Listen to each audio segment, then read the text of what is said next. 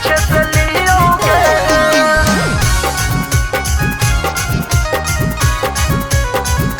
कि हमारी आगे से लियोगे कि तोरा पीछे से लियोगे।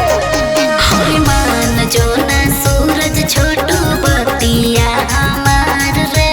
चल शादी कर ले बई गाँव में होते ससुराल के। सपना मत देख। हरे मान जो ना सूरज छोटू बतिया हमार रे। चल शादी कर ले बई गाँव में होते ससुराल के। खींच खींच फोटो के उहे सहारे हियोगे। सही में कर ले रे। आगे से लियोगे कि तोरा पीछे से लियोगे।